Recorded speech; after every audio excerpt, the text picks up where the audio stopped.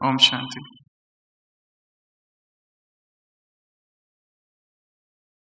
एक बहुत प्रसिद्ध चोर, एक जेब कतरा, जिसने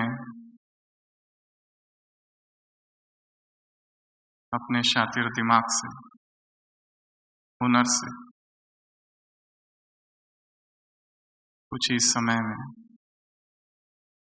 बहुत धन इकट्ठा कर लिया था। ऐसा एक जेब कतरा एक दिन सोचता है कि आखिर कब तक इस तरह यूं ही अकेला अकेला जीवन बिताऊं, क्यों ना मैं शादी कर लूं। पर शादी भी करूं तो कोई ऐसा व्यक्ति हो जो मेरे ही समान हो, तो उसे ऐसी ही एक जेब कतरी मिल जाती है और दोनों की बहुत जमती है और दोनों मिलकर बिजनेस को बहुत आगे बढ़ाते हैं।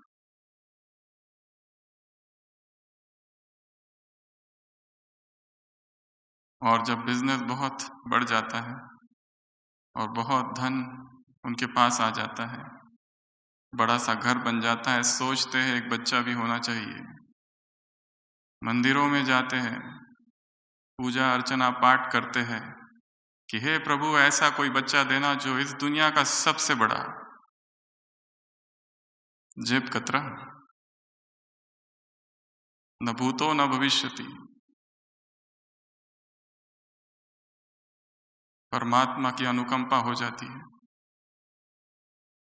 और एक बच्चा जन्म लेता है। और दुर्भाग्य की बात कि बच्चा जो आया है उसकी मुट्ठी बंद है।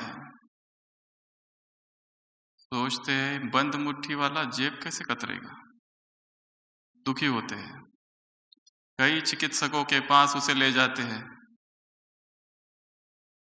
चिकित्सक कहते हैं ये हमारे वश की बात नहीं है, इसकी मुट्ठी खोलनी। इसे तुम किसी मनोरोग तज्ञ के पास ले जाओ, साइकियाट्रिस्ट। मनोरोग तज्ञ उस बच्चे की मुट्ठी को देखता है, खोलने की कोशिश करता है, नहीं खुलती है। सोचता है कुछ और उपाय होना चाहिए और वो मनोरोग तज्ञ कहता है एक बहुत बेशकीमती हार ले आओ।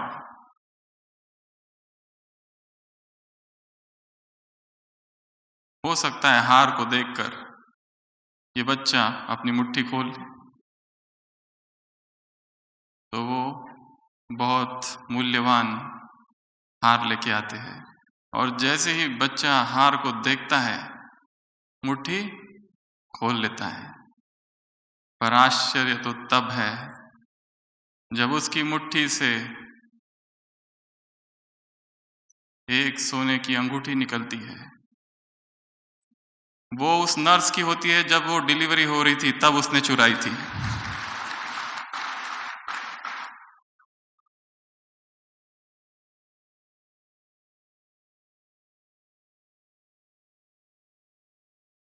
सुबह की साकार मुरली। बाप कहते हैं कि बाबा तुम बच्चों को अपने से भी ऊंचा बनाते हैं, तुम बाप से भी तीखे चले जाते हो।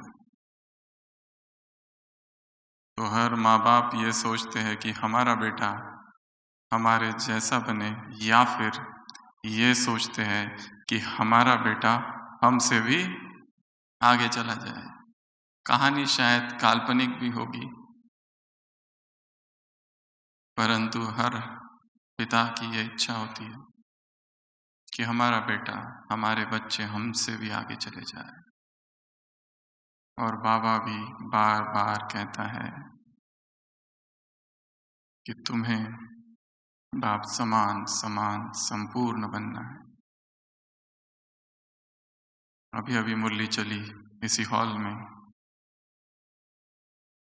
नवजीवन देने वाला बाप किसको देखता है? जिन्होंने नव जीवन धारण किया है।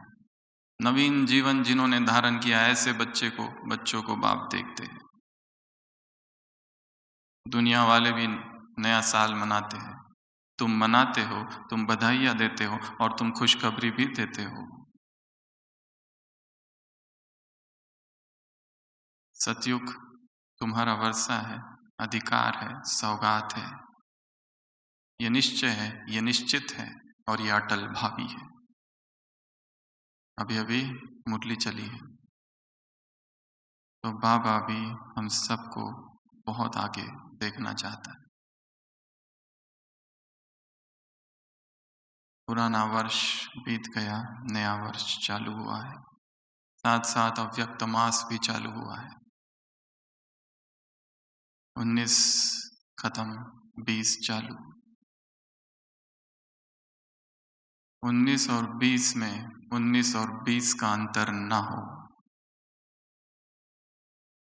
19 और 20 में बड़ा अंतर हो। 19 अर्थात जब हम एक है तो 9 गुना मेहनत करनी पड़ती है, और 20 अर्थात जब हम 2 है कंबाइंड, 0 एफर्ट्स टू 0। 19 और 20 में एक का अंतर है। जो काम हमने 19 में बाप के बगैर किए, वो 20 में बाबा के साथ करने हैं।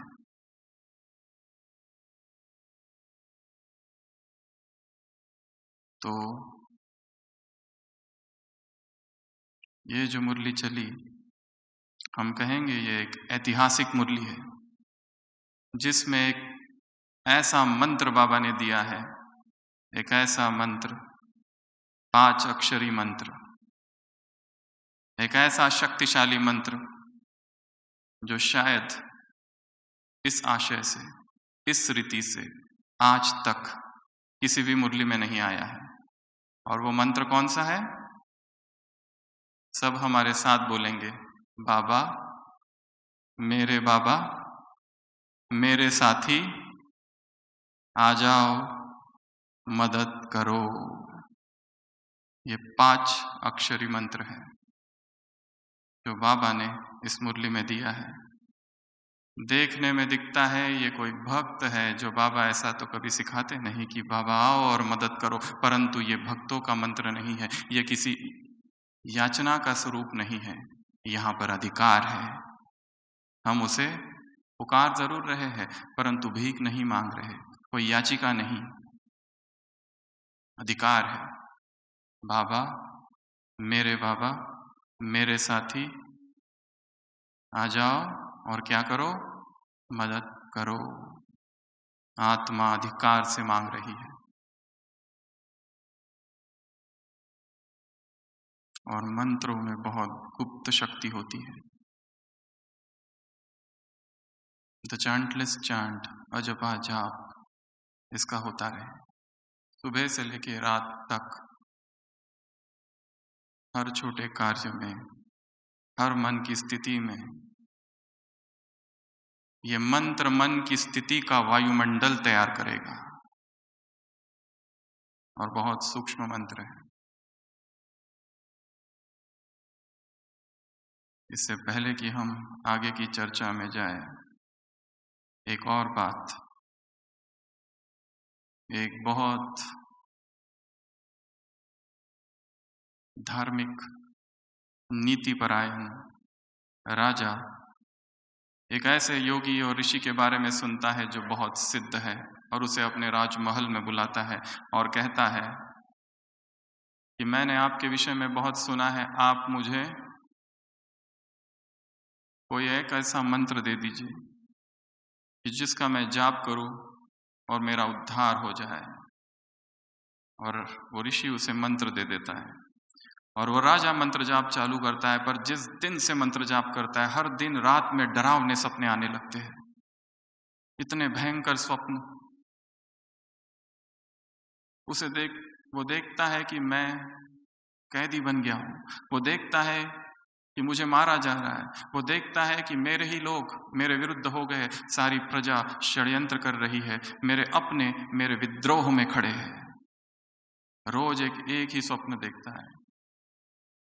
15-20 दिन तक वो एक ही स्वप्न बार बार आते रहता है। कभी दिखाई देता है मेरे ही सेनापति और मेरे ही सैनिक मेरे विरुद्ध है, और इतनी तकलीफ होती है उसे उस स्वप्न में कि अब उसे रहा नहीं जाता। दौड़ा दौड़ा जाता है उस साधु के पास, उस योगी के पास, कहता है ये आपने हमको क्या मंत्र दे दिया? जब से मंत्र दिया है तब से परेशान हूं, दुखी हूं, एक ही स्वप्न बार बार आता है। वो साधु चुप ही बैठता है, कुछ खास बोलता नहीं। राजा थोड़ी देर वहां रुकता है, वापस चला आता है, और फिर वही स्वप्न। सोचने लगता है कहीं ये स्वप्न सत्य तो नहीं।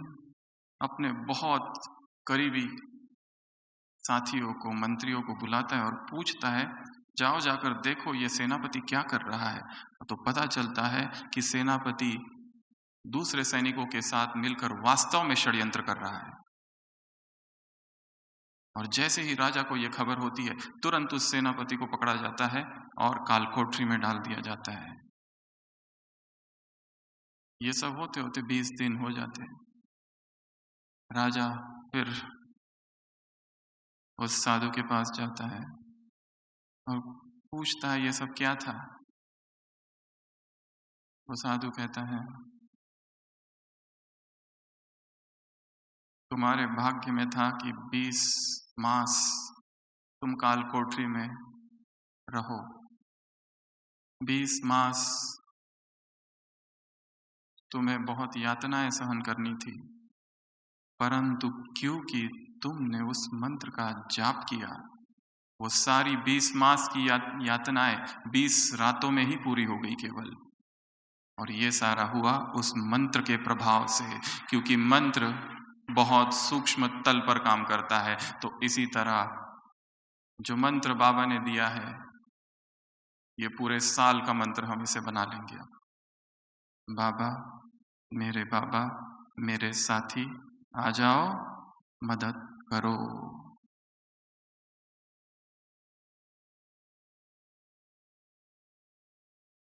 इसे केवल जपना नहीं है, अनुभव करना है।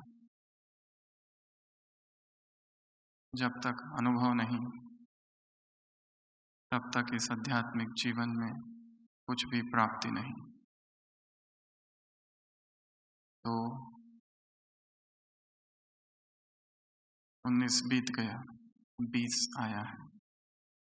इस 20वें वर्ष में हमें कुछ ऐसा करना है, कुछ ऐसा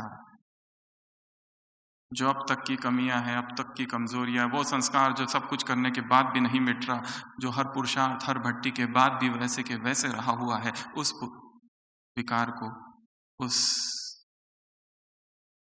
संस्कार को, उस आदत को, उस हैबिट को, उस एडिक्शन को पकड़ना है और उसे निष्कासित करना है ब्राह्मण जीवन के राज्य से। सुबह की मुरली में था, ये जो भूत है इन सबको निकाल दो, भूत विहीन ये ब्राह्मण जीवन हो जाए। बहुत दुख देते हैं ये भूत, पागल कर देते हैं, विक्षिप्त कर देते हैं। तो वे कहा, ये रात है, विकारों की चेष्टा है यहाँ, जब दिन हो जाएगा तो भूत स्वतः ही चले जाएंगे।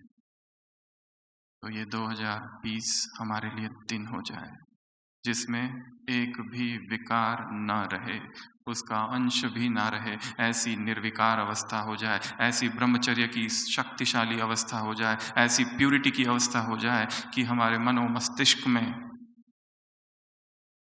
संकल्पों के तलों पर, कल्पना के तल पर भी, स्वप्न में भी जरा भी विकार स्पर्श ना करे।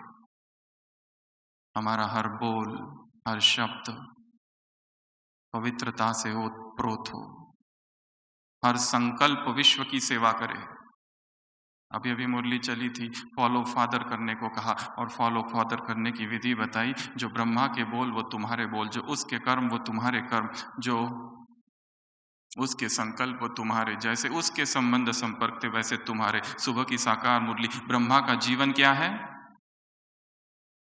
कंप्यूटर। क्या है? कंप्यूटर।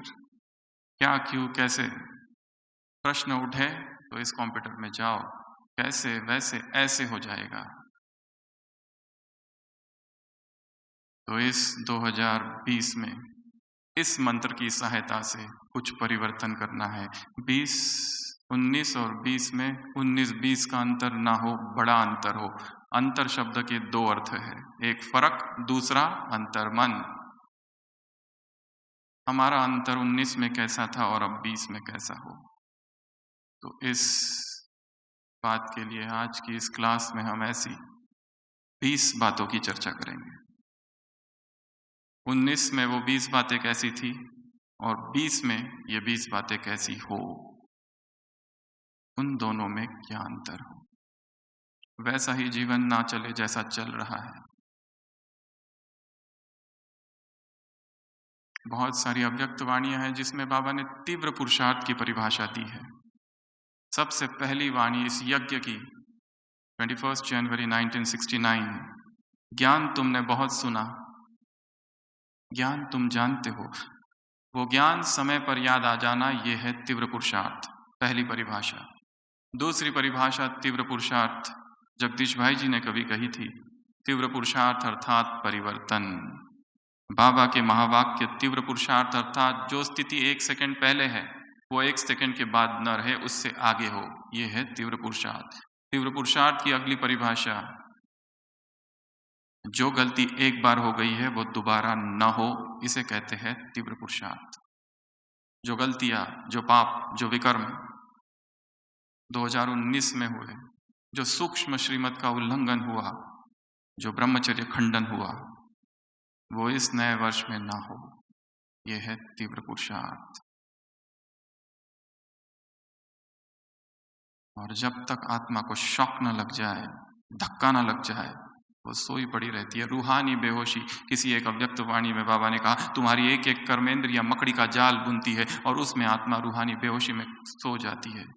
बाप आए हैं तुम्हें जगाने इस रूहानी बेहोशी से। तो ऐसी वो कौन सी बातें हैं जिसमें हमें परिवर्तन लाना है? ये सारी बातें दिनचर्या की बातें हैं, सभी जानते हैं, परंतु जानना पर्याप्त नहीं। ज्ञान अर्थात समझ, ज्ञान अर्थात लाइट, ज्ञान अर्थात परिवर्तन। ऐसा धक्का अंदर से लग जाए कि ये मैं क्या कर रहा हूं, इसलिए आया था यहां पर अपने ही मन से, अपने आप से बातें करनी। अरे मूर्ख मन, तेरा लक्ष्य क्या है और तू कर क्या रहा है? 5 प्रकार के खजाने बताए बाबा ने अभी अभी मुरली में, इनको सफल करो। सबसे पहले समय का खजाना सफल करो तो वहां पर लंबा समय राज्य होगा। श्वासों का खजाना समय सफल करो तो स्वस्थ रहेंगे। शक्तियां अपने अंदर अर्जित करो तो वहां शक्तियों की कमी नहीं होगी। ज्ञान इतना भर लो वहां पर किसी वजीर, किसी अमात्य, किसी मिनिस्टर, किसी मंत्री की आवश्यकता नहीं होगी। निर्विघ्न अटल अखंड राज्य होगा। गुणों को अपने अंदर इतना भर दो कि अंतिम जन्म में भी सर्वगुण संपन्न के रूप में तुम्हारी पूजा होगी। ये 5 खजाने सफल करने हैं। सफल करो, सफलता मूर्त बनो। अभी अभी मुरली चली है, 1 सेकंड भी हमारा व्यर्थ ना जाए। श्वास सफल करना है उसकी याद में। तो ऐसी हम 20 बातें लेंगे जो अब तक कर रहे थे वो अब बदल जाए। सबसे पहली बात, अमृत वेला।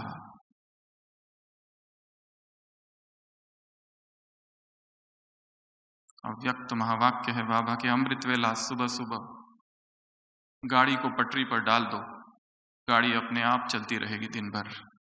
फिर सोचना नहीं पड़ेगा कि ये करना कि वो करना, इससे क्या करूं उससे क्या करूं। अमृत वेला स्वयं को परमात्मा प्रेम से ऐसा भर दो कि सारे दिन भर फिर आत्मा किसी के भी प्यार में आकर्षित नहीं होगी, कोई देहधारी उसे नहीं खींचेगा, इतना प्रभु प्रेम से उसको भर दो। अब तक जो अमृत वेला किया वो कैसा था? साधारण था तो उसे शक्तिशाली बनाना, उसमें व्यर्थ था तो उसको व्यर्थ से मुक्त करना, उसमें अलबेलापन था उसमें अलबेलापन को निकालना, वो अगर अनियमित था तो सबसे पहला काम तो उसे नियमित करना। और कई बार जैसे हम कहते हैं शक्तिशाली अमृत वेला करने की विधि क्या है?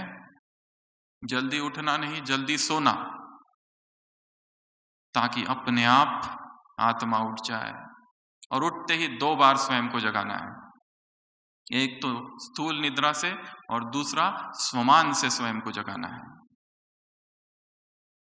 उठते ही संकल्प, मैं कौन और किसने मुझे जगाया है। बाइबल में एक जगह लिखा है, वो डेविड लिखता है कि मैं उठता हूं प्रभु और पाता हूं तुम मेरे ही खटिया में बैठे हो। I wake up and see you lord in my couch. उठो और देखो कि भगवान स्वयं मेरे सम्मुख खड़ा है। और अमृत वेला की अवधि को भी बढ़ाना है, गुणवत्ता को भी बढ़ाना है, क्वालिटी क्वांटिटी बोथ, क्योंकि बहुत सारे काम करने हैं। 3 प्रकार की पुकार इसी मुरली में बाबा ने सुनाई, दुखियों की पुकार, समय की पुकार, भक्तों की पुकार। क्या तुम्हें सुनाई नहीं देती? इतनी बड़ी बड़ी सेवाएं हमको करनी है। ये सेवा वाणी से नहीं होगी, स्थूल कर्म से नहीं होगी, मन से होगी। एक ही स्थान पर मन इतना शक्तिशाली बन जाए कि उसके प्रकंपन सारे विश्व की परिक्रमा करे। और एक संकल्प आप सबको दे रहे हैं, 2 संकल्प इसके पहले भी कई बार बताए हैं।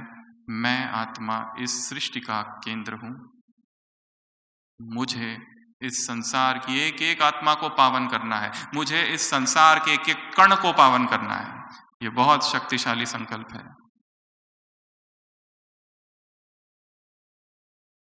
बार बार ताली बजाने की भी आवश्यकता नहीं, धारण करना है। मैं आत्मा इस सृष्टि का केंद्र हूं और मुझसे और मुझे इस संसार की एक एक आत्मा को पावन करना, एक एक कण को मुझे शक्तिशाली और पवित्र बनाना। इतना बड़ा कार्य मेरे पास है, मैं सो कैसे सकता हूं? त्यागना है, बहुत सोली है। तो अब तक का अमृत वेला अगर अनियमित है तो उसे नियमित करना है और उसका समय भी बढ़ाना है, धीरे धीरे, बहुत धीरे धीरे। 5 मिनट भी पीछे जाने के लिए लंबी तपस्या लगती है, केवल 5 मिनट भी पीछे, क्योंकि 1-2 दिन का खेल नहीं है, लंबे समय का पुरुषार्थ है। तो अमृत वेला ऐसा बैठो संपूर्ण जागरण अवस्था में, जरा सी नींद, जरा सा भी नींद का नशा उसमें ना हो, ऐसी शक्तिशाली स्थिति, ऐसी एकाग्रता की स्थिति। अब तक जो किया वो कर लिया, फुल स्टॉप, बिंदी, पूर्ण विराम। अब वैसा नहीं होने देंगे। अपने आप से ही बात करनी, अपने आप को ही समझाना है,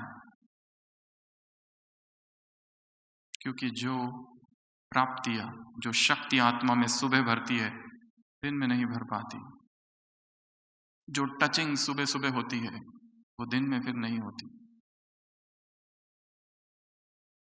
इसलिए सुबह सुबह स्वयं को बाबा के सामने संपूर्ण समर्पित कर देना, जो हूं जैसा हूं आपका हूं। और यहां पर फिर उस मंत्र का प्रयोग करना है। अगर ये नहीं हो रहा है, बाबा मेरे साथी आ जाओ, मदद करो। यज्ञ में एक किताब है अमृत वेला, जिन्होंने नहीं पढ़ी है वो कल ही ले लेंगे और पूरा 1 मास उस किताब को पढ़ना है। तब तक पढ़ना है जब तक उसकी एक एक लाइन हमें याद ना हो जाए, क्योंकि वो डायरेक्ट बाबा के महावाक्य है उस किताब में। एक एक बात जो बाबा ने कही है, इस संसार में और किसी ने भी नहीं कही है ऐसी बातें। इसके लिए सबसे पहला काम तो ये करना है, दिन की शुरुआत शक्तिशाली तो सारा दिन शक्तिशाली, दिन की शुरुआत में ही गड़बड़ है तो सारा दिन गड़बड़ होगी। दुख होगा, उदासी आएगी, शरीर दिखाई देगा। सुबह मुरली में कहा था बाबा ने, तुम्हारी नजर शरीर पर जा ही नहीं, इस शरीर से हमारा कोई मतलब नहीं। ऐसी विदेही, ऐसी अशरीरी अवस्था सारे दिन भर रहे, जैसे ऐसा हल्कापन कि जैसे मैं आत्मा इस शरीर में हूं या ना हूं। पिछले 6 मास बाबा के जीवन के जो थे, अंतिम 6 मास, उसमें बाबा के महावाक्य आते थे, बाप इस तन में ऐसे रहते हैं जैसे इस तन में है ही नहीं। बच्चों को लगा ये शिव बाबा कह रहा है, परंतु वो शिव बाबा नहीं, ब्रह्मा के अनुभव बोल रहे थे। बाप इस तन में ऐसे रहते हैं जैसे यहाँ है ही नहीं। कर्मातीत अर्थात मुर्दा, कुछ दिन पहले मुरली थी। कर्मातीत अर्थात डेड साइलेंस। वो मौन आत्मा को खींचे, वो आंतरिक एकांतों से खींचे, आत्मा उस अतीन्द्रिय सुख में डूब जाए।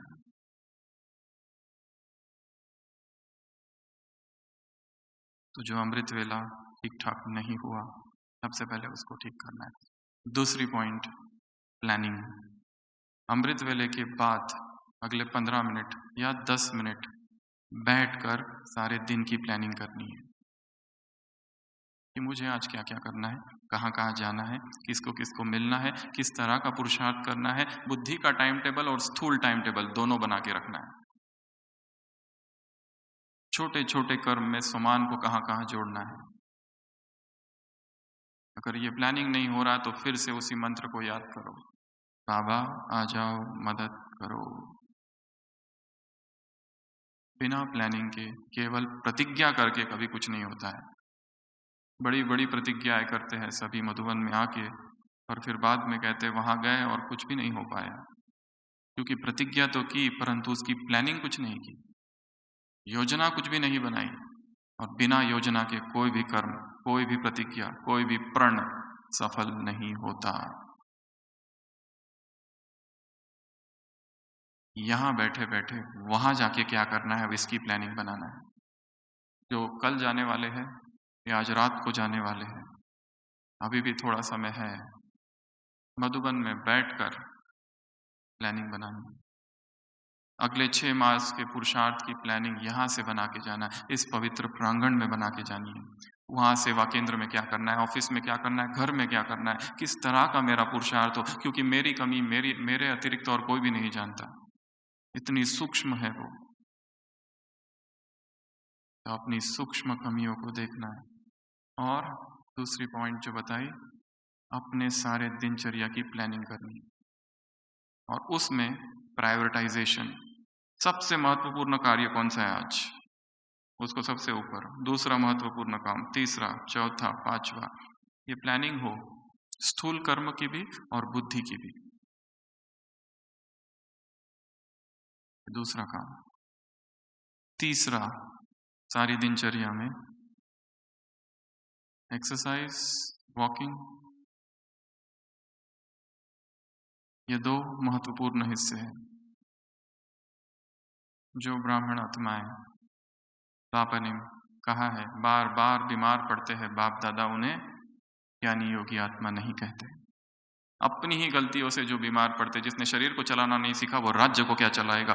Mind, body management is kingdom management. अपने ही शरीर को समझना है, स्वस्थ रखना है, और ये आदत जिन्हों में नहीं है वो डालनी है। अगर ये नहीं हो रही है और हमारा अमृत वेले का समय नींद में जा रहा है, ये बहुत बड़ी भूल हमसे हो रही है। अमृत वेला अभी अभी आत्मा संपूर्ण जागरण हुआ है, बैटरी पूरी चार्ज हुई है, और उसके बाद में जाके सो रहे हैं कि कमाई चट। कई कहते हैं हमें दिनचर्या में फिर समय नहीं है, ऐसा नहीं है, वैसा नहीं है, 1000 कारण बताते हैं। चाहे कुछ भी हो, पर अमृत वेले के बाद का समय श्रेष्ठ चिंतन का समय है, मनन का समय है, एक्सरसाइज, वॉकिंग का समय है, प्रकृति के सानिध्य का समय है। मन खुल जाता है प्रकृति के सानिध्य में जाकर, श्रेष्ठ चिंतन, श्रेष्ठ विचार उसमें प्रवेश करते हैं, टचिंग्स होती है, नहीं नहीं, ये करूं, वो करूं, क्या करूं, कैसे पुरुषार्थ करूं, कैसे स्वयं को आगे बढ़ाऊं। तो ये तीसरा काम। जिनको ये आदत है, अमृत वेला हो गया और सो गए, सबसे पहले इस नए वर्ष में इस आदत को बदलनी है। निकल जाओ बाहर वॉकिंग के लिए। और जो लोग नहीं जा सकते वो वहीं पर छत होगी। मम्मा किसी भी नए स्थान पर जाती थी तो सबसे पहला ये प्रश्न होता था, मम्मा का यहाँ पर छत कहाँ है।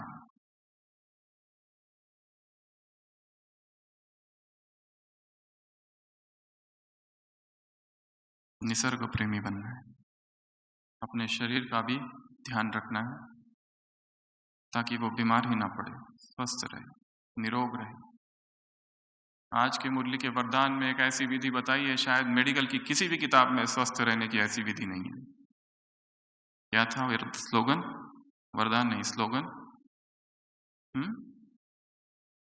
स्वस्थ रहने की विधि, आत्मिक शक्ति का अनुभव। आत्मिक शक्ति के आधार से स्वस्थ रहने का अनुभव करो। कितनी नई बात है। मुरली को आश्चर्य की भांति देखना है। ओहो, ये क्या नई बात बोल दी, हमने तो कभी सुनी नहीं। इस आश्चर्य से, इस विस्मय के भाव से उसे देखना है, तो नवीनता आएगी। तो अमृत वेला, दूसरा प्लानिंग, तीसरा वॉकिंग, एक्सरसाइज या चिंतन, चौथी बात मुरली। मुरली में 5 शब्द है, MURLI। मुरली के साथ रोज 5 बातें करनी है। M अर्थात मनन। परसों की मुरली थी, एक एक बात पर मनन करो। जो बच्चे विचार सागर मंथन नहीं करते, जरूर उनके अंदर कीचड़ पट्टी का विचार सागर मंथन हो रहा है, उससे कीचड़ा ही निकलेगा। और बिना विचार सागर मंथन किए परसों की मुरली धारणा हो नहीं सकती। कितना भी सुन लिया है, काम महाशत्रु है, आदि मध्य अंत दुख देता है। बाप आए है पवित्रता की स्थापना करने, परंतु वो पवित्रता और हम बहुत दूर है, क्योंकि चिंतन नहीं हो रहा है, केवल प्रतिज्ञाएं है बस। श्रेष्ठ चिंतन, एक एक शब्द पर चिंतन करना है, एक एक बात पर चिंतन करना है। ये क्यों कहा, वो क्यों कहा, ऐसा क्यों कह रहा है, क्योंकि जो कहने वाला है वो ज्ञान का सागर है। केवल बाबा ज्ञान का सागर नहीं, उसकी महिमा में एक शब्द और जोड़ दो, वो प्रैक्टिकल ज्ञान का सागर है। उसका दिया ज्ञान किसी शास्त्र का ज्ञान नहीं। संसार का तो ज्ञान बहुत है संसार में। कल की मुरली में था, सारी मिनिस्ट्री यहां पर है,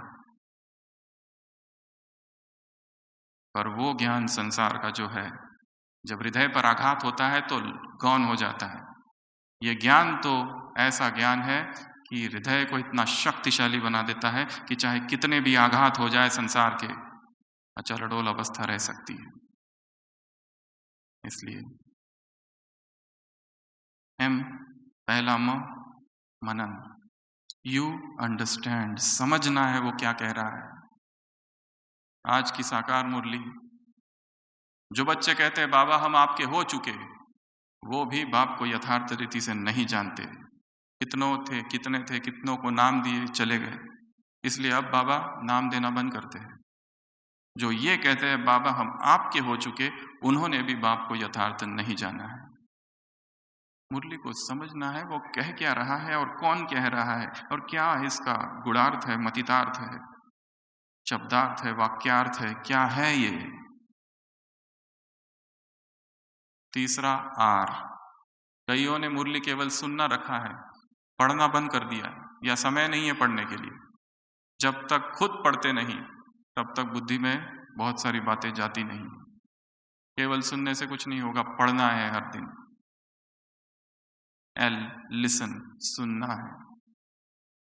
कईयों ने सेंटर पर जाकर मुरलियां सुनना बंद कर दिया, घर में ही बैठ के सुनते हैं या खुद ही पढ़ लेते हैं बस।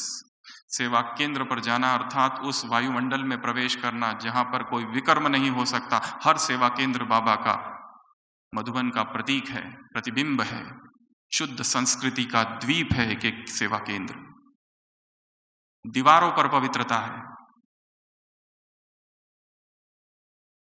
एक एक ब्रह्मा कुमारी बहन पवित्रता और ब्रह्मचर्य का अवतार है। अनटच्ड प्यूरिटी, ऐसी महान देवियों और आत्माओं के सानिध्य में जाकर वहां बैठना मात्र ही भाग्य है।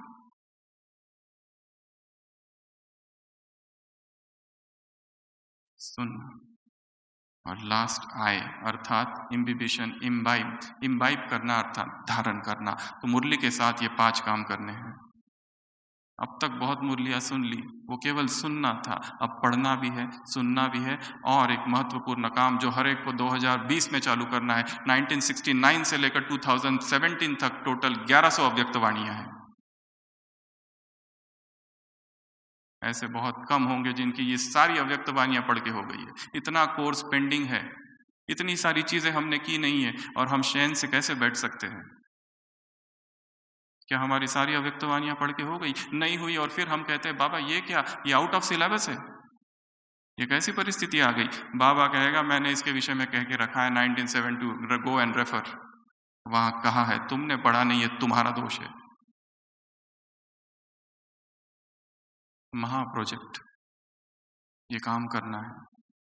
निकालो वो सारी अव्यक्त वाणियां, मोबाइल में सब कुछ है आजकल तो, और रोज उन अव्यक्त वाणियों को पढ़ना है, धारण करना है, समझना है, गहराई में जाना है। बाबा ने कहा ऊपर ऊपर रहोगे तो केवल मछलियां हाथ में आएगी, सागर की अतल गहराई में घुसना है तो कहीं जाकर रत्न मिलेंगे। अभी अभी मुरली चली, बच्चों के 3 प्रश्न जो अव्यक्त वाणी यहां चली। पहला, बाबा हो गया, हो गया अर्थात तुम्हारे पास इंद्रियों को कंट्रोल करने की कंट्रोल पावर नहीं है, कंट्रोलिंग पावर नहीं है। दूसरा, बाबा अपोजिशन है। बाबा ने उदाहरण दिया ब्रह्मा का, उसको कितना अपोजिशन था, क्या तुमसे कम था? पोजीशन में रहो तो अपोजिशन समाप्त। तीसरा, क्या करे कैसे करे? बाबा ने कहा यह अंधकार है, प्रकाश को लाओ, रोशनी का स्विच ऑन करो तो अंधकार समाप्त होगा। बच्चों के 3 प्रश्न और बाबा के 3 उत्तर। अभी अभी जो वाणी चली यहां पर 31 दिसंबर 2008 की।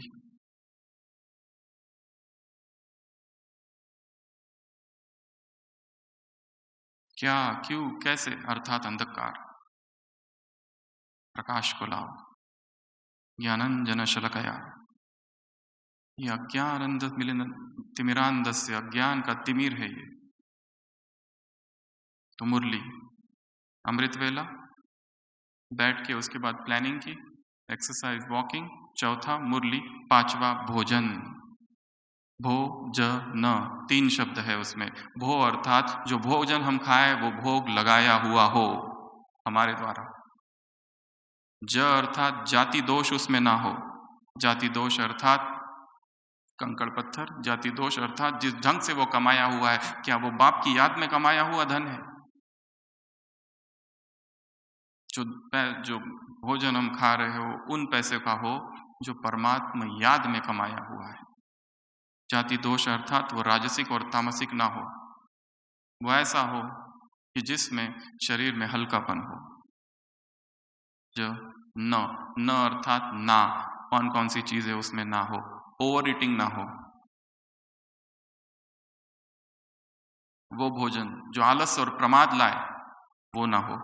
तीसरा, वो भोजन जो उत्तेजना उत्पन्न करे, अति तीखा, मिर्च मसाले वाला, जिससे उत्तेजना हो शरीर में, ऐसा हो कि जैसे खाने के पहले और खाने के बाद स्थिति सेम, शरीर जैसे है या ना है ऐसा अनुभव।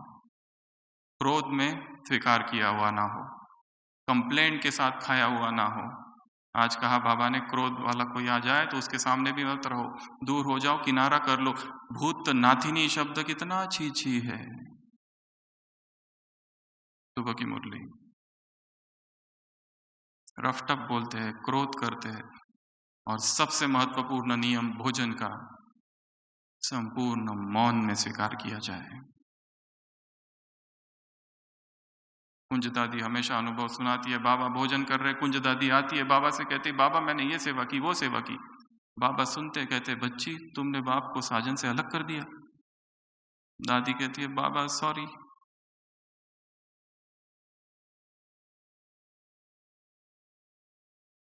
भोजन का समय तपस्या का समय हो।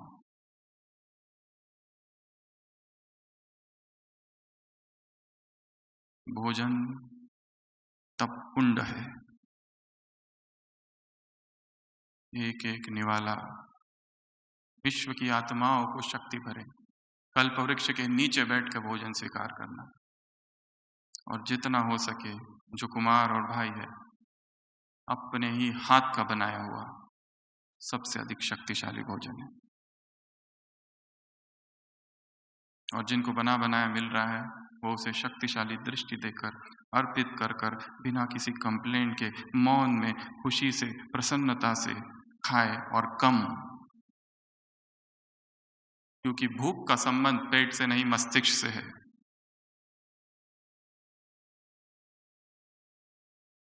ये 5 बातें।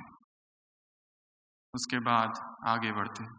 अगर ऐसा नहीं हो रहा है तो फिर से बाबा आ जाओ, मदद करो, मंत्र का प्रयोग करना है यहाँ पर। अगला ट्रैफिक कंट्रोल। मुख्य ट्रैफिक कंट्रोल 10:30 बजे, 12 बजे, 5:30 बजे, 7:30 बजे, 9:30 बजे। ये 5 है ऑफिशियल। इनको कुछ करना है इनके साथ। वो 3 मिनट के अभ्यास करें, इसका प्रोग्राम बनाना है। पहले मिनट क्या करें? आत्मिक स्वरूप। दूसरे मिनट बाबा की याद। तीसरा विश्व को सकाश। 3 मिनट्स को 3 भाग में डिवाइड करना है। पहले में आत्मिक स्वरूप में स्थित, दूसरे में बाबा से कंबाइंड, तीसरे में प्रकाश। अगली बात है कर्म योग। कर्म करते हुए हथकार्डे दिल यार्डे। इसलिए मैं कर रहा हूं, किसकी ये सेवा है? बाबा की ये सेवा है, उसके लिए कर रहा हूं। इसमें मेरा कुछ भी नहीं है। काहे का अहंकार, मैंने क्या किया? कुछ भी नहीं। नल है हम, टंकी ऊपर है, पानी ऊपर से आ रहा है। नल को कैसा अभिमान, कैसा अहंकार। वो चाहता तो हमारी जगह किसी और अन्य योग्य व्यक्ति को रख सकता था। हम तो शायद योग्य भी नहीं थे, उन्हें उसने योग्य समझा। ये उसकी दया, कृपा, अनुकंपा है।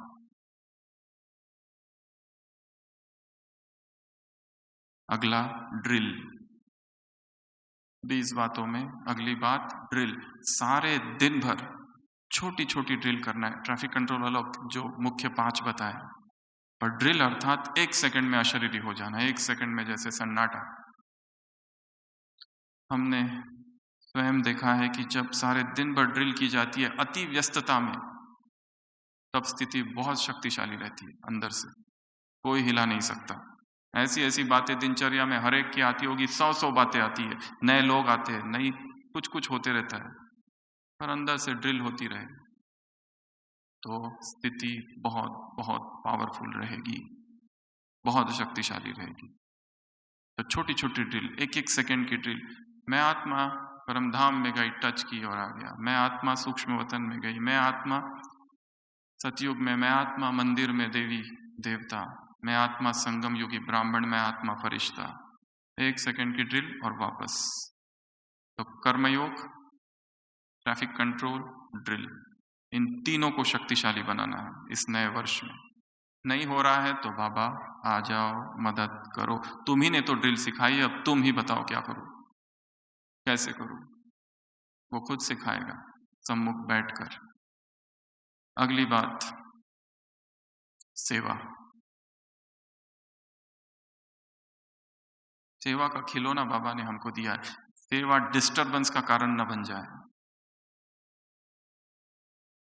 सेवा करनी भी है तो निमित्त भाव से और बहुत खुशी से, और इस भाव से कि किसकी सेवा है, किसने मुझे दी है,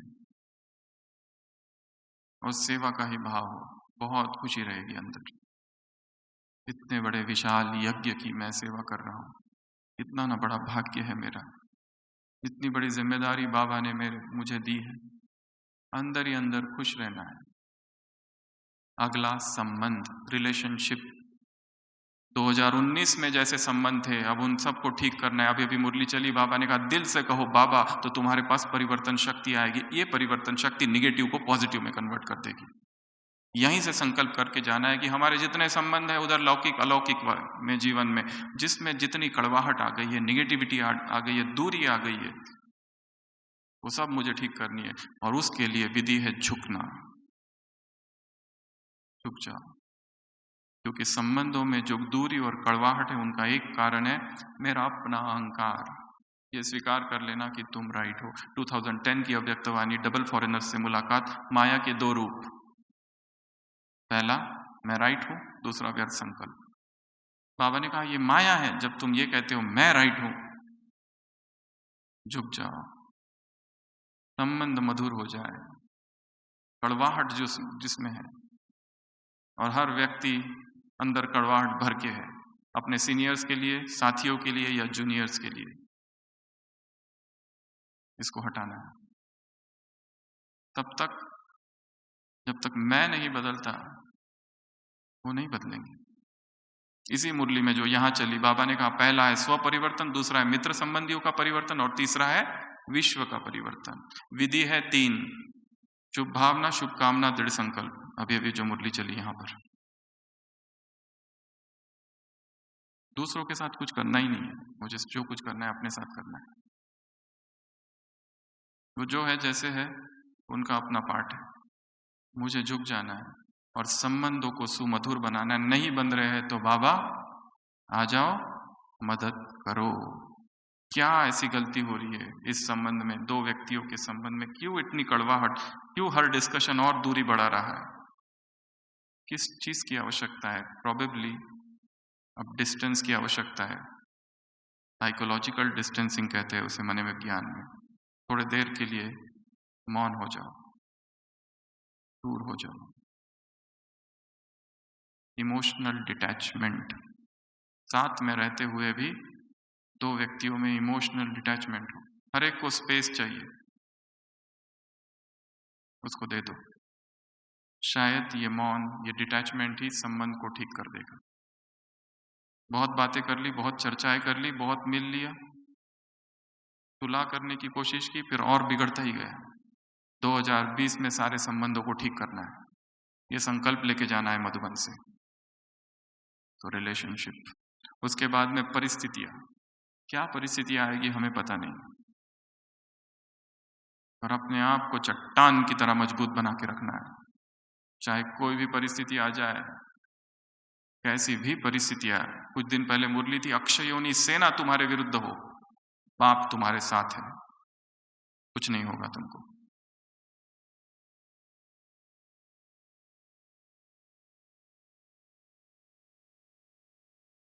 मनुष्य के जीवन में 2 समय है, एक परिस्थितियों का समय, एक गैर परिस्थितियों का समय। जब सब कुछ शांत सामान्य है, उसी समय स्वयं को शक्तिशाली बनाना होता है।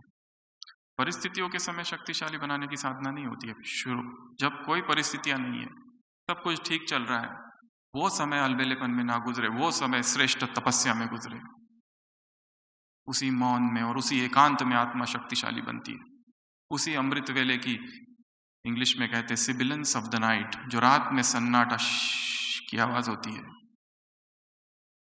In the sibilance of the light lord will fill you with power.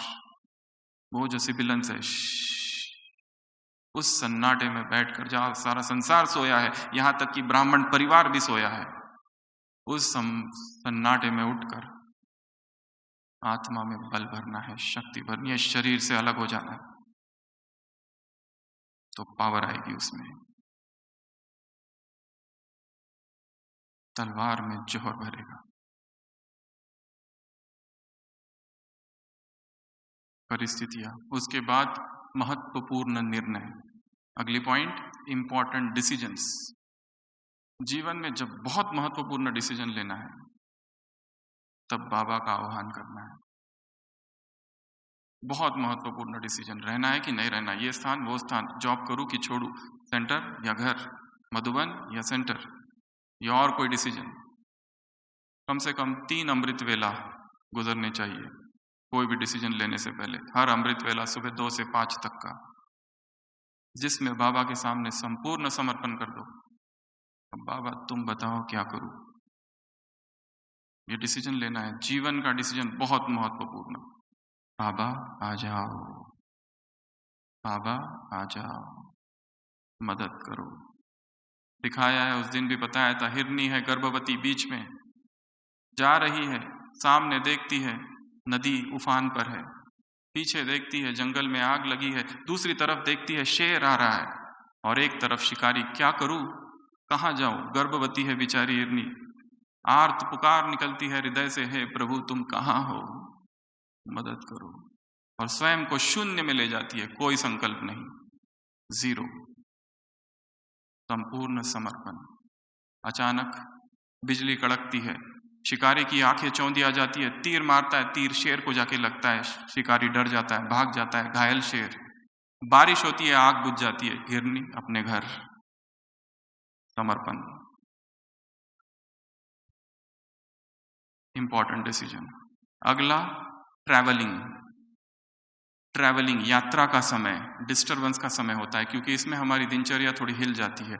उस समय कैसे अचल अडोल रहे, ट्रेन, फ्लाइट, टैक्सी, गाड़ी, कार, उस समय अभ्यास करने हैं। ये बहुत अच्छा समय है। और एक बात हम अपने ही बारे में बताते हैं, इस हॉल में जितनी भी क्लासेस कराई है, उसकी तैयारी वहां से जब निकले और नीचे पहुंचते पहुंचते ही की है, क्योंकि वहां व्यस्त है दिन भर। ये ट्रैवलिंग का जो समय है, इसको योग युक्त बना देना है। उसके बाद में अगली पॉइंट, नुमा शाम का योग। जैसे अमृत वेले का महत्व है, वैसे ही नुमा शाम के योग का भी महत्व हो। अब तक बहुत सारा नुमा शाम का योग हमने मिस कर लिया है, अब इसको ठीक करना है। एक सेवा केंद्र पर हम गए थे, वहां के भाइयों ने कहा ये सेवा केंद्र 30 साल से निर्विघ्न चल रहा है। क्यों? हमने कहा ऐसा क्या है, कोई विघ्न टच नहीं करता इस सेंटर को।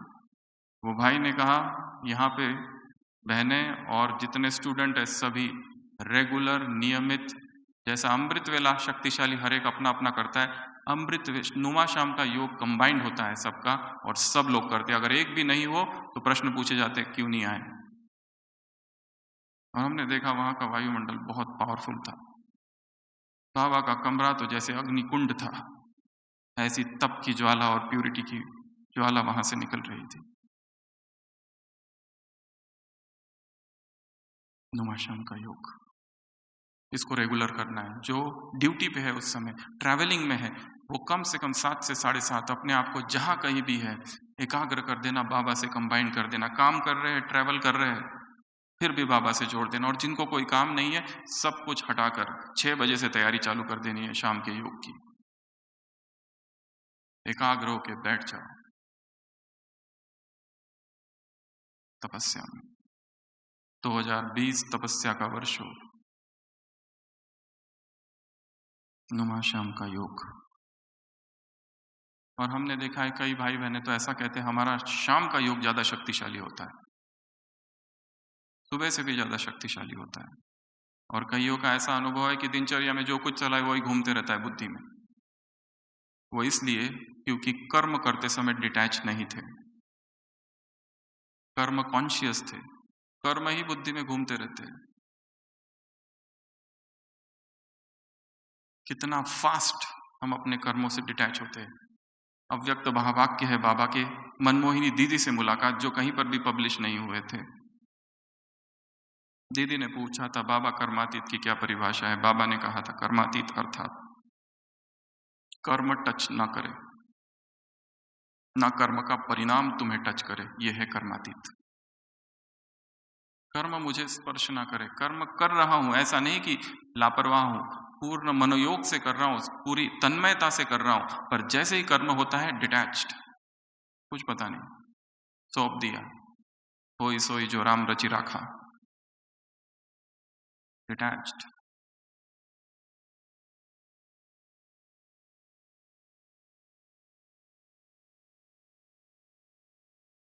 नुमा शाम का योग। अगला डिजिटल दुनिया, इसमें बहुत बड़ा भारी परिवर्तन लाना है।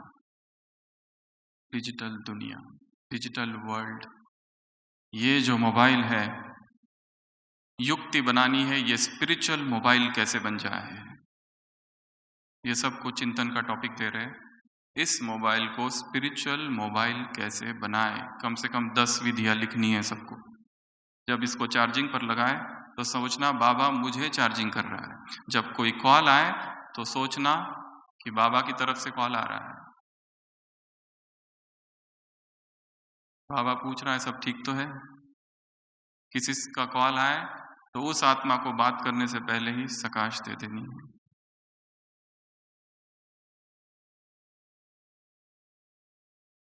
जो हम सर्च कर रहे हैं, सोचना सारा ब्राह्मण परिवार बैठकर इसी डायमंड हॉल में वहां पर दिख रहा है सबको, वो मेरे मोबाइल की स्क्रीन है, सारा ब्राह्मण परिवार दिख रहा है। लंबी लंबी बातें करना, गुह्य भाष्य, प्राइवेट टॉक्स सबसे बड़ी माया है। क्यों किसी से लंबी बात करनी है? बाबा ने कहा है सबसे संबंध तोड़ दो, तुम्हें किसी से भी मोह नहीं होना चाहिए। इससे मोह, उससे बात, इससे दोस्ती, उससे दोस्ती, इससे लंबी लंबी बातें, उससे उस बहन से, ये भाई से, कौन क्या करेगा? मनुष्यों से जितना शेयर करेंगे, भगवान से शेयरिंग करना अपने आप कम होते जाएगा। 1 घंटा बैठकर किसको अपनी समस्या सुना दी, अब बाबा के कमरे में जाके क्या करेंगे? इधर तो सुना दिया सब कुछ, और वो व्यक्ति करेगा क्या? क्या कर सकता है कोई? अव्यक्त महावाक्य है बाबा के, 1000 भुजाओं वाला बाप तुम्हारे सामने बैठा है, फिर भी 2 भुजाओं वाले के पास जाते हो, कारण बताओ क्यों?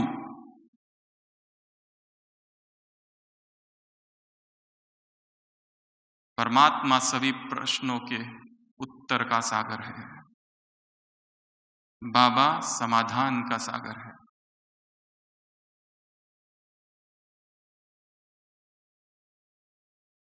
उत्तरों का वो उत्तर है। ब्रह्मा आज कहा उसका जीवन कंप्यूटर है, शिव बाबा तो सुप्रीम गूगल है। अनगूगलेबल ऐसा कुछ भी नहीं है, सब कुछ उसमें मिल जाएगा, सागर है। जो उससे उतना दूर है वो समस्याओं में है, प्रश्नों में है। जो उसके उतना समीप है उसे कोई प्रश्न नहीं है। इसको पकड़ू, उसको पकड़ू, इसको फोन, उसको फोन, ये भाई बता दे कुछ, वो भाई बता दे कुछ, क्या करूं?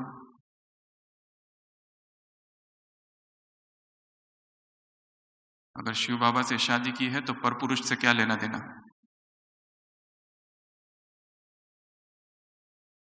अपनी मैरिड लाइफ में किसी और को क्यों लाना है?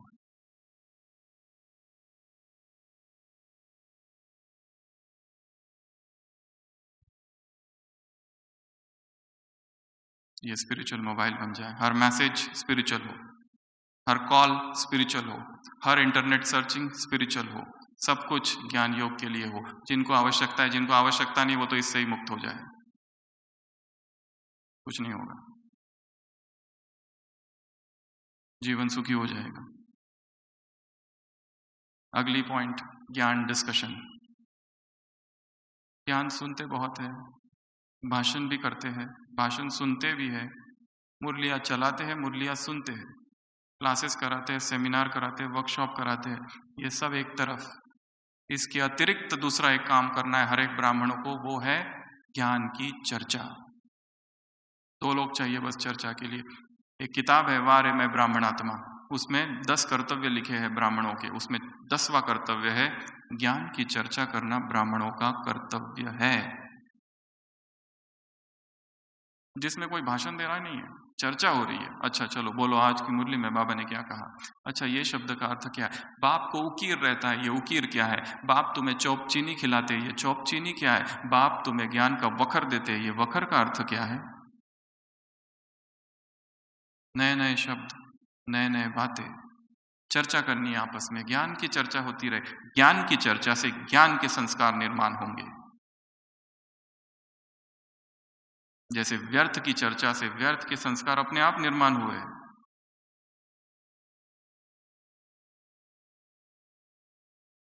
साकार महावाक्य है बाबा के, तुम्हारी बुद्धि में अब तक की चढ़पट्टी की बातें भरी थी, अब बाप की बातें भरो।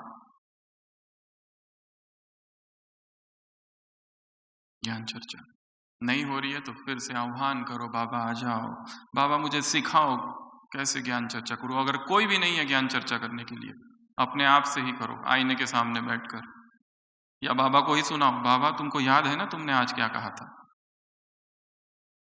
उसी को सुनाओ, उसी की मुरली उसी को सुनाओ, मजा आएगा। कल परसों की बात है, हम एक भाई से कह रहे थे हमारी नींद कम हुई है। तो वो भाई हमसे कह रहा था, आप ही ने तो किसी एक क्लास में कहा था नींद अपना मार्ग खुद ढूंढ लेती है, चिंता नहीं करनी है नींद की, कम हुई कम हुई।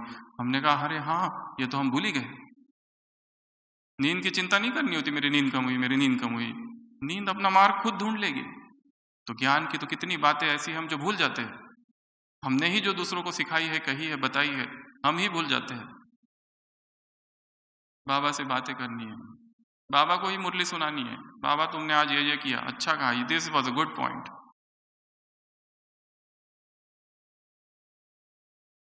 बातें करना, मीठी मीठी बातें करना उसके साथ। तो ज्ञान डिस्कशन, उसके बाद डिजिटल वर्ल्ड हो गया, ज्ञान डिस्कशन, उसके बाद अव्यक्त मुरली की स्टडी। अब ये 4 बातें हैं अंतिम 20 में से जो रात को करनी है सोने से पहले। हमारा नींद से पहले ये 4 बातें होनी चाहिए। अव्यक्त मुरलियों का थोड़ा सा अध्ययन, एक पैराग्राफ भी पढ़ लिया तो बहुत है, एक अनुच्छेद, एक परिच्छेद। स्पार्क की बहुत सारी छोटी छोटी किताबें हैं, हम अपनी एक नई सीरीज चालू करें जो एक हमारे बिस्तर पर ही रखी रहे, किताब तकिया के नीचे। सोने से पहले निकालो, एक पैराग्राफ पढ़ो, सोचो, फर्स्ट। दूसरा, डायरी लिखना या चार्ट लिखना। एक है चार्ट लिखना, उससे भी ज़्यादा अच्छा जो हम करते हैं और हमको लगता है वो है डायरी लिखना। सुबह से लेकर रात तक आज हमने क्या क्या किया वो पूरा लिखता। ऊपर डेट लिखना, 2 तारीख, कहाँ पर है, Shantivan, Abu road, time 9:30 10 PM, बाबा, कॉमा, और पूरी दिनचर्या लिखना। इतने बजे उठा, ये किया, ये किया, ये किया, इससे मिला, ये क्लास सुनी, उस क्लास में ये पॉइंट्स मिली। उसके बाद में लास्ट में बाबा गुड नाइट। दिनचर्या लिखना। बेंजामिन फ्रैंकलिन था, फ्रैंकलिन, अमेरिका का फाउंडिंग फादर 17वीं शताब्दी में, रोज अपनी दिनचर्या लिखता था। चार्ट था उसका, 11 पॉइंट्स थे, 13 पॉइंट्स। आज नंबर कितना रहा, क्रोध तो नहीं किया, किसी को दुख तो नहीं दिया, ऐसे लिखता था वो। लोग भी डायरी, इसको कहते हैं जर्नलिंग, जर्नलिंग करना है। उसके बाद में तीसरा, योग, समर्पित कर देना है स्वयं को बाबा के सामने। आज अगर कुछ गलती हुई भी, भूल चूक, माफ कर दे, फिर नहीं दोहराएंगे। और लास्ट, योग निद्रा, 20वीं पॉइंट, योग निद्रा। हमारा जो नींद का समय है, ये बिस्तर है जिसमें हम सोए हैं, ये बेड स्पिरिचुअल बेड बन जाए, वो कमरा स्पिरिचुअल एटमॉस्फेयर से भर जाए, और हमारी नींद का समय भी योग का समय हो जाए। योग की ड्रिल करते करते करते करते सो जाना है। सोते समय अंतिम संकल्प, उठते ही प्रथम संकल्प होगा। तो सुबह से लेकर रात तक ऐसी ये 20 बातें हैं जिसमें 19-20 का अब अंतर ना रहे, बड़ा अंतर हो। जो गलतियां उस वर्ष में किया, अब वो गलतियां फिर से ना हो। फिर से एक बार रिपीट कर रहे हैं। सबसे पहला, अमृत वेला ठीक ठाक करना है, दुरुस्त करना है। दूसरा, आदत डालनी है, अमृत वेले के तुरंत बाद डायरी में या मोबाइल में लिखो आज क्या क्या महत्वपूर्ण काम है। तीसरा, एक्सरसाइज, वॉकिंग जो नहीं करते चालू करें, प्रकृति के सानिध्य में जाए। चौथा, मुरली, मुरली में 5 बातें बताई है। उसके बाद भोजन, भोजन की कुछ बातें बताइए। उसके बाद ट्रैफिक कंट्रोल, प्लानिंग करनी है। ट्रैफिक कंट्रोल 5 है, क्या करूँ इसमें, सुबह तो है ही पर ये दिन के 5 है। उसके बाद में रूहानी ड्रिल, छोटी छोटी ड्रिल करनी है, छोटी छोटी ड्रिल। स्पार्क में किताब है अनुभूतियां नाम की, वो ले सकते हैं, उसमें बहुत सारी ड्रिल्स है, 108 ड्रिल्स है। उसके बाद में कर्मयोग, कर्म करते समय बाबा की याद रहे। उसके बाद में रिलेशनशिप, संबंध मधुर बनाने। उसके बाद में सेवाओं में दिल से करनी है, निस्वार्थ भाव से करनी है। उसमें कोई नाम मान शान नहीं चाहिए, कर लिया बस ऊपर जमा हो गया। कोई मनुष्य हमारी स्तुति करे, इन्होंने बहुत अच्छी सेवा की, क्यों चाहिए, किसी की कोई स्तुति नहीं चाहिए। उसके बाद में परिस्थितियां, अचल अडोल बनाना है खुद को। उसके बाद में ट्रैवलिंग का समय, हमारा ट्रैवलिंग का समय कैसे योग युक्त हो जाए उसकी प्लानिंग करनी है। उसके बाद में नुआ शाम का योग ध्यान रखना है, डिजिटल वर्ल्ड, ज्ञान चिंतन और रात्रि की 3-4 बातें जो बताई। तो सभी अलर्ट होके बैठेंगे, योग अभ्यास होगा और इस योग अभ्यास में ये सारी जो बातें बताई इसी को हम देखेंगे, वहां की जो हमारी दिनचर्या है वो यहां बैठकर देखेंगे और यहीं से उसमें रंग और कलर भरेंगे। सभी अलर्ट, एकाग्र।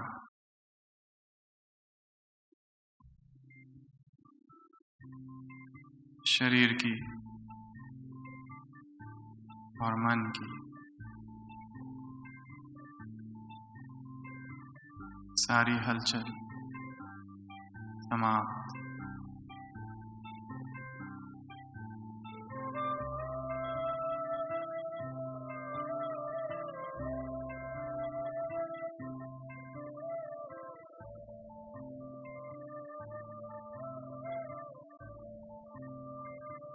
संपूर्ण चेतना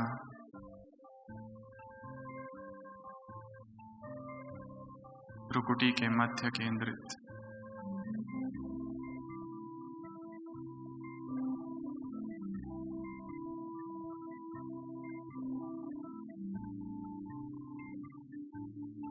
एक अलौकिक मौन।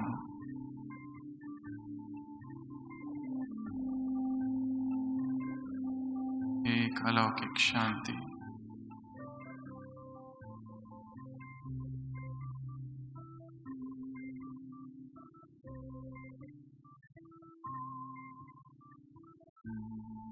अव्यक्त वायुमंडल का मौसम।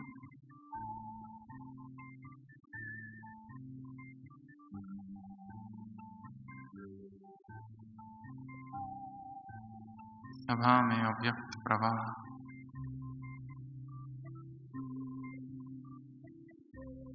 संपूर्ण मौन।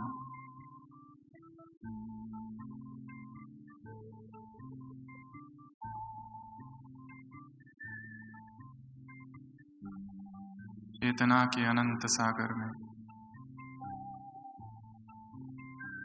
चैतन्य का दिव्य प्रवाह। मैं हूं।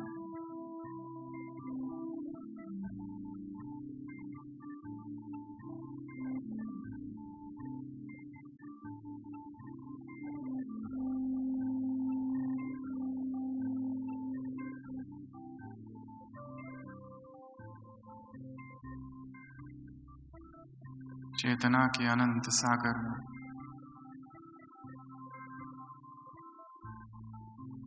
एक शक्तिशाली किरण, एक पवित्र लहर। मैं हूं।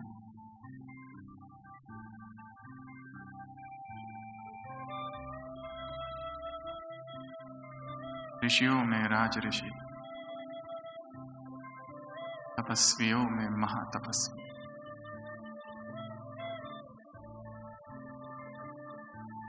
ब्रह्मचारियों में शिरोमणि। मैं ज्योतिर्मयी आत्मा।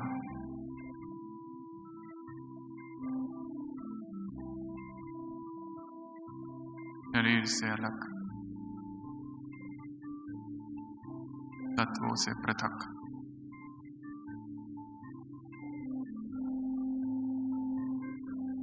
मैं एक दिव्य चैतन्य हूं।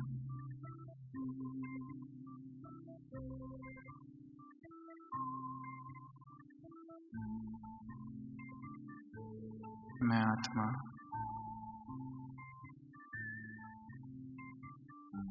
इस अलौकिक सभा में परमात्मा अवतरण भूमि में बैठकर अपने उस जीवन को देख रही, एक विशाल पर्दे पर, जो मेरा अलौकिक ब्राह्मण जीवन है, नव जीवन है।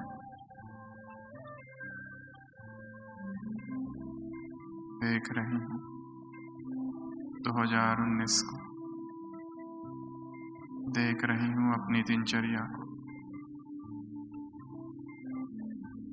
और यहीं बैठे बैठे मैं आत्मा उसी दिनचर्या में शक्तियाँ भर रही।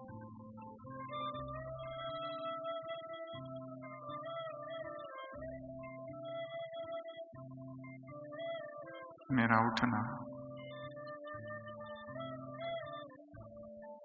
उठते ही मेरे संकल्प,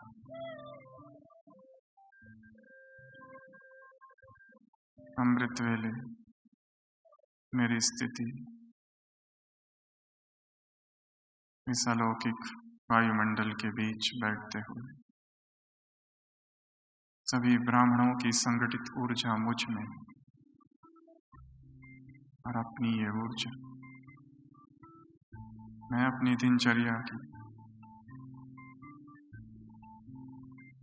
उस अवस्था को दे रही जो मेरी अमृत वेला रहती। अमृत वेले के बाद का समय मैं स्वयं में शक्तियां भर रही। दिनचर्या की श्रेष्ठ योजना, उत्कृष्ट प्लानिंग,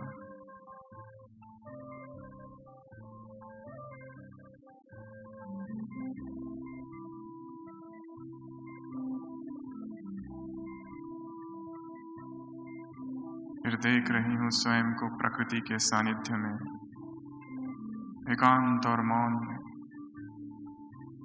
बाबा की याद में मगन,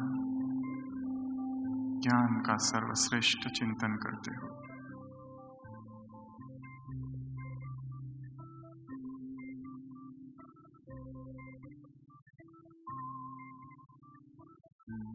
विशाल पर्दे पर दिखाई दे रहा है वो सेवा केंद्र, वो क्लासरूम। कैसी मेरी अवस्था है मुरली सुनते समय।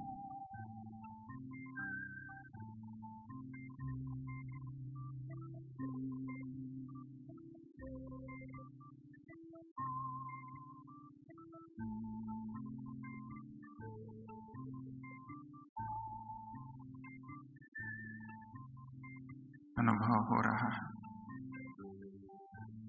भगवान का एक एक शब्द हृदय की गहराई में जा रहा है। ज्ञान का प्रकाश मन के अंधेरे कोनों में प्रवेश कर रहा है।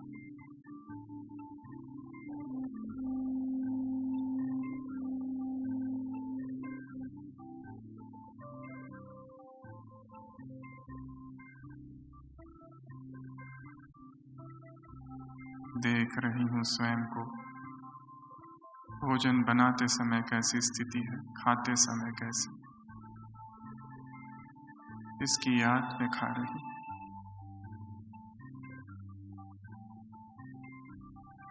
स्वाद की गुलामी से मुक्त, केवल प्रभु प्रेम में डूबी हुई चेतना।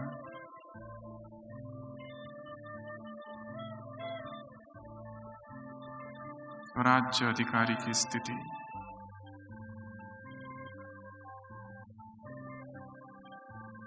मैं आत्मा आगे बढ़ती हूँ।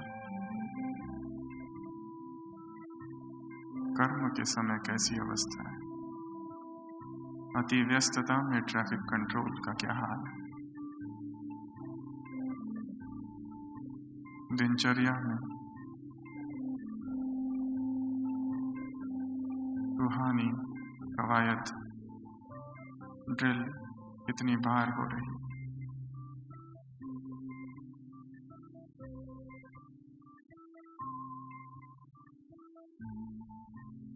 मैं आत्मा देख रही हूँ अपनी ही सेवाओं को, सेवा केंद्र, घर, ऑफिस, सूक्ष्म स्थिति को।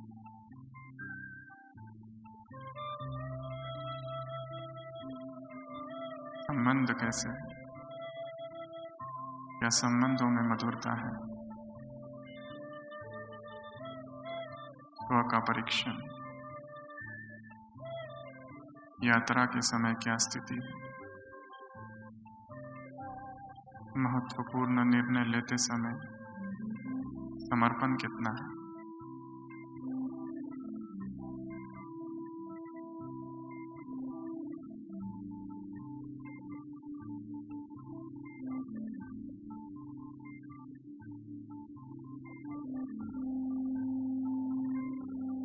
एक आंतरिक मौन।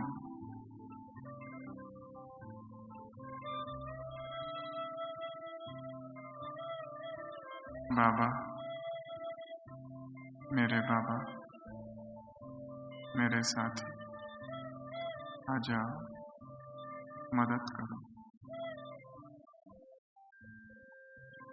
विकराल परिस्थितियां, बड़े हिसाब किताब,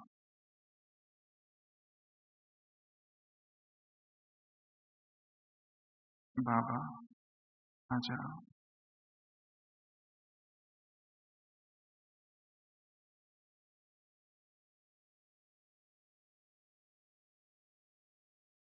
देख रही हूँ स्वयं की अवस्था यात्रा के समय। कैसा है मेरा नुमा शाम का योग?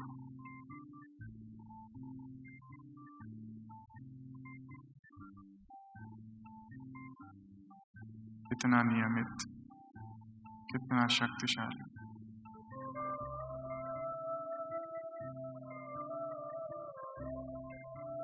डिजिटल दुनिया की अनजानी राहों में कहीं खो तो नहीं गई चेतना?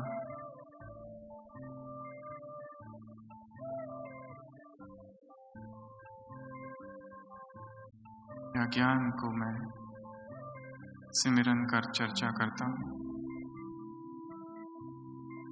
या इतनी रुचि, इतना इंटरेस्ट मुझे ज्ञान चर्चा में है?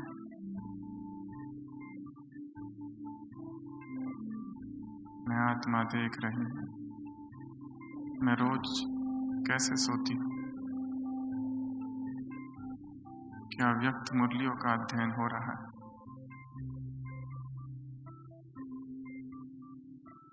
क्या बाबा के सामने समर्पित हूँ?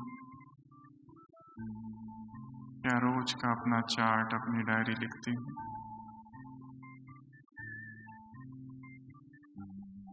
दिखाई दे रहा है वो शयन कक्ष, वो शैया, मधुबन के संपूर्ण शक्तिशाली प्रकंपन। आज मैं आत्मा उस शयन कक्ष में भेज रही हूँ। विकारों की चेष्टा मन में ना हो। सारा कमरा शक्तिशाली, प्योर।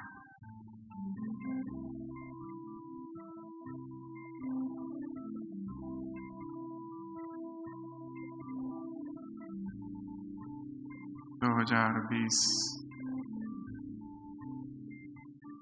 इन सभी बातों में मेरा शक्तिशाली होगा।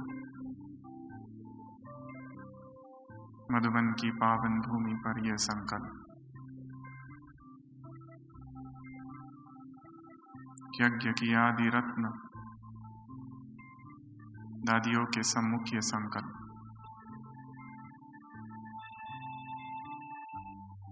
नुमा शाम के इस अलौकिक मौन में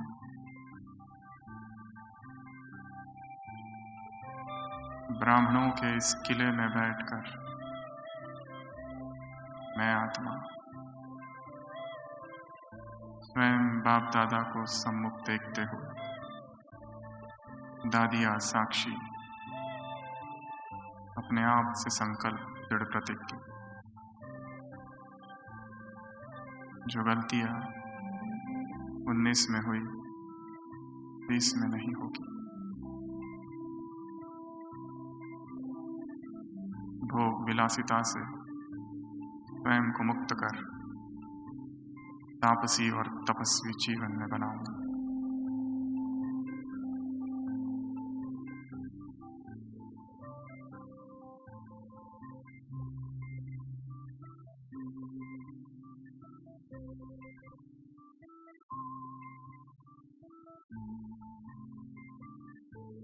बाबा, मेरे बाबा,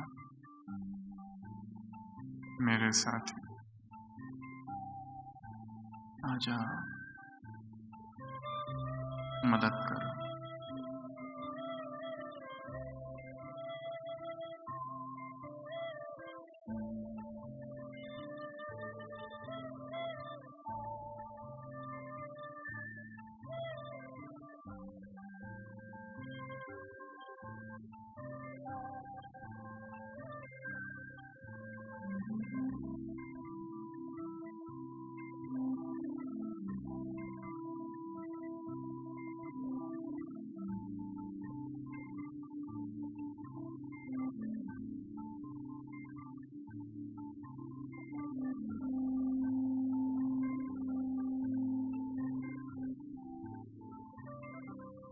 अंतर्मुक्ता की गुफा,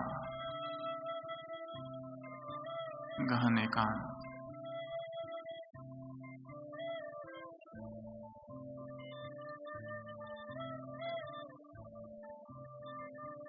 बाबा, तुम्हारे वरदानी हस्त और तुम स्वयं मेरे साथ।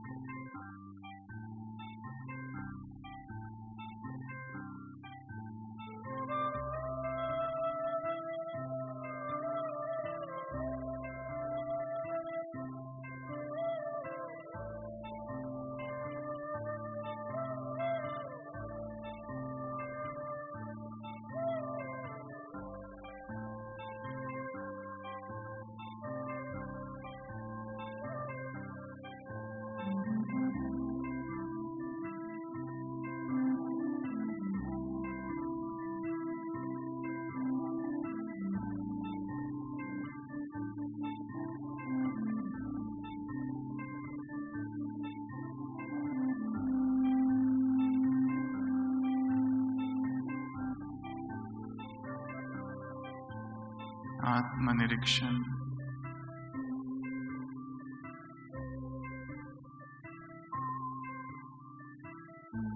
आत्ममंथन,